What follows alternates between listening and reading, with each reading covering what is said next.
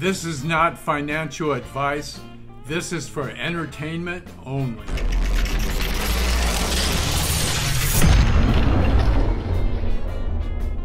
Tesla is bound to be very prominent in our lives in the future. Today, I'd like to look at some of the future developments that Tesla's working on that's sure to shape all of our futures.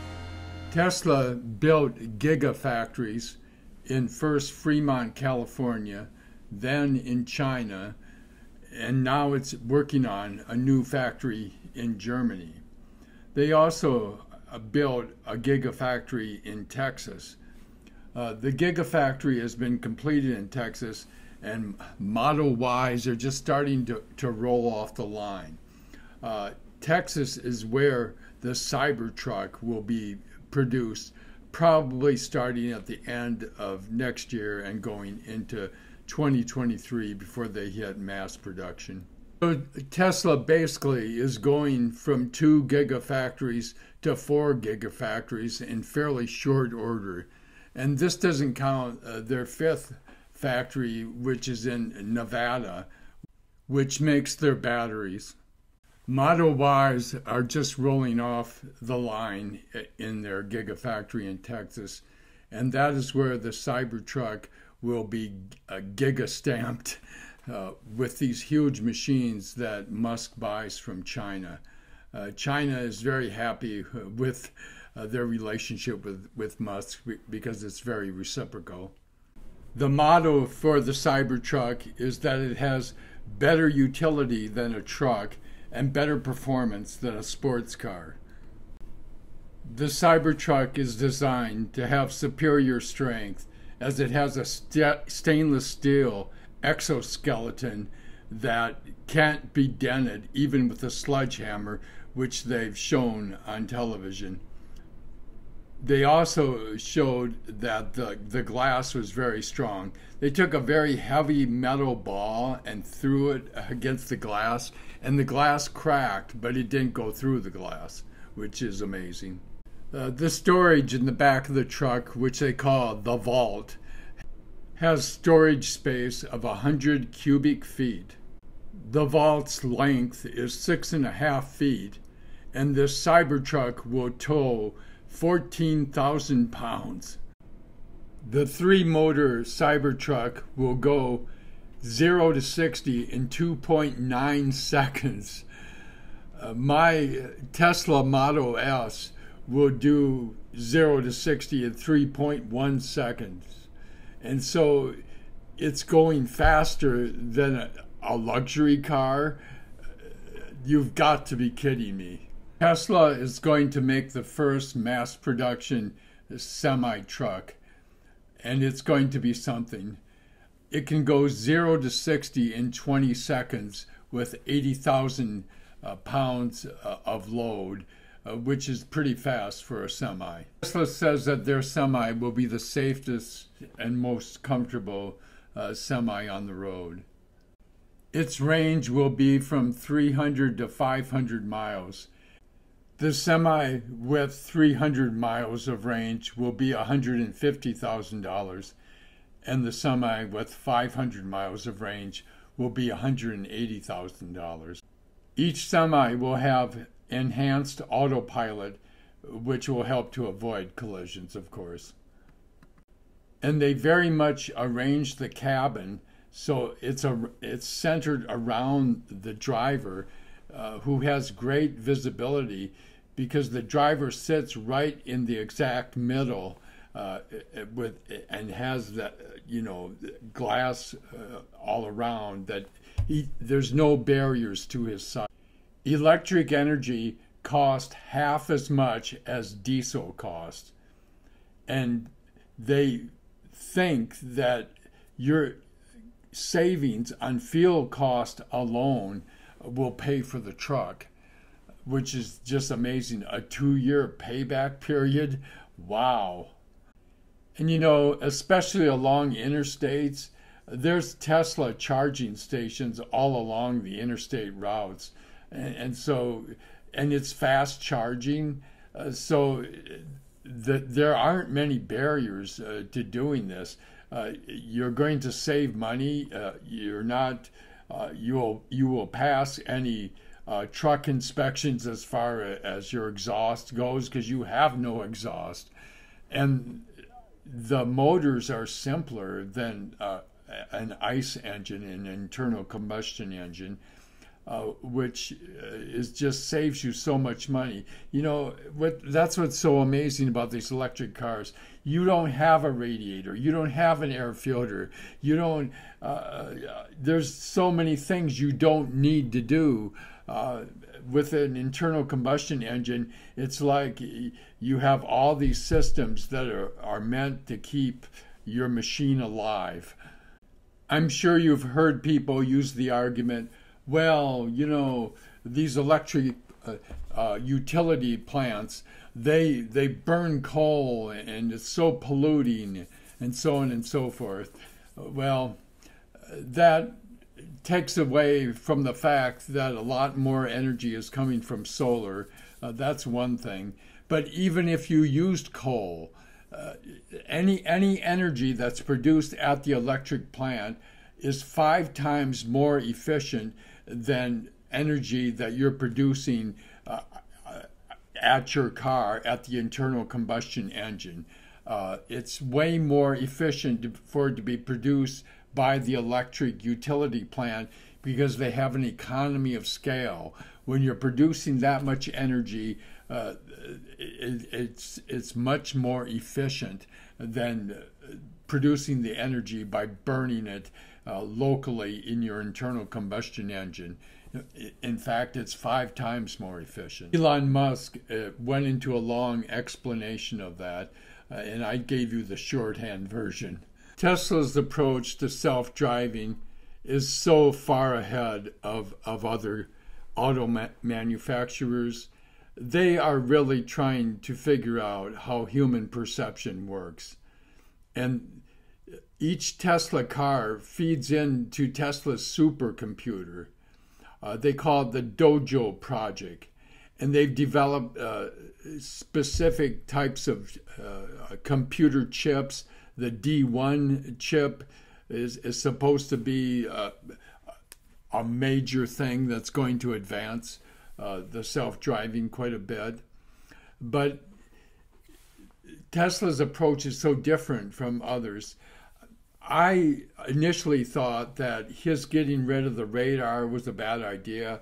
And I thought, well, eventually he's going to have to put LiDAR on it to better perceive what's nearby and so on and so forth. But I've realized that he's right. To get a car to be self-driving, you have to replicate a human perception. If you think a car is going to drive as good as a human or better than a human, you better make it so that the car can make the judgments with the help of artificial intelligence and the supercomputers that a human would make. The only difference is that a human has 2 eyes and this car has 8 eyes and can see around and beyond things that a human cannot perceive. So physically, it has the advantage. It just needs the artificial intelligence to keep being developed. And Tesla now has 1 million cars feeding into this supercomputer. And the computer is starting to act like a human in the sense that it's getting to know what objects tend to act certain ways. You know, a dog or a cat act differently. And it can make probabilistic guesses about what that object is trying to do or is likely to do and can take corrective action, hopefully being conservative, you know, to prevent accidents. But it's really, in the course of doing this, what I've realized is they're really figuring out human perception. It's human perception that will have not bionic, but mechanical advantages, just simply because we only have 2 eyes and the car has 8 cameras. Which leads us to the next stage of Tesla's major developments. You know, as time goes on and the more we see of Elon Musk, don't you have the idea that if you assigned any problem to him of an engineering type of problem, that probably he would find the solution to it, or would make significant progress towards a solution. We are so fortunate to have him, and I think the reason why he's developing robotics now and is interested in a humanoid robot is he's realized that in figuring out full self-driving, you're really figuring out all the perception and decision-making progress that people go through, the process that they go through to come to their decisions and their actions. And if you can do that with artificial intelligence and then have a superior mechanical ability with it, you can prevent so many accidents. But it will lead to the development of robo-taxis eventually. I used to think that was unlikely. I don't think it's unlikely anymore. I think it's a matter of time. I think the more we get into this computer development, the more interesting it is. He's warned us about artificial intelligence, that it can be dangerous, that we've got to watch it. And there's been a number of people, a number of scientists that have warned us on this. But he makes, when he talks about this, you can see genuine fear, not fear, but deep concern in his eyes. He knows, he's seen this up close. He can see what the machines can do now, and is just imagining and projecting what they're likely to be able to do in the future. And so I think we're not ready for it. We aren't ready for it. And I think the reason he's developing it and going ahead and developing it is because he wants to make sure that it's safe. He's a good person, and I think we can trust him. And if anybody develops this, I think we're in the best hands with Elon Musk. The recent Artificial Intelligence Day, they had a fake robot dancing on the stage, which actually was a human, but she was dressed up like a robot. And he has appointed Dennis Hong, Hong, to be the head of their robotics. And Dennis Hong, he's been a professor at UCLA, and he's been working with robotics for years. He has 7 different types of robots that he's worked with and developed. He also developed a humanoid robot called Darwin, which is interesting. And so you can see where Tesla's headed with this. What's so interesting, and I wish that someday Tesla, if they get far enough along on this, and this is someday in the future, but it's apparent to me that Boston Dynamics, they've developed robots just unbelievably. Their Atlas robots can do anything. They can do gymnastics. They can run along balance beams. They can do obstacle courses. They showed one film where the 2 Atlas robots got up on a table, stood on the table, and then each did a backflip. So they pretty much convincingly have shown that they have replicated what a human can do as far as agility goes.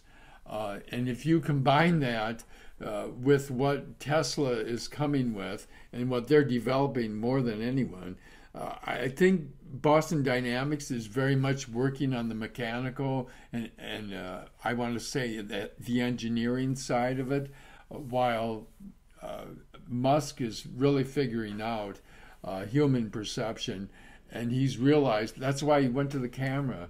I mean, that's all we use to drive is we use our eyes and our brain. Okay, he's realized all he needs for his cars is the eyes of the car, the cameras, and the brain, which is the supercomputer and the computer in your car. If you made it this far through the video, I want to thank you for watching, and I'm going to reward you with giving you my list of hot stocks that I've developed over the last 2 months that I'm working on and getting more information on. And I'm going to be going over this list and picking the best companies off this list. So I plan to make probably weekly videos on this list and what I'm doing with the companies on the list as far as my own investments, as I am a very active trader. Thanks for watching. I'll be seeing you in the future.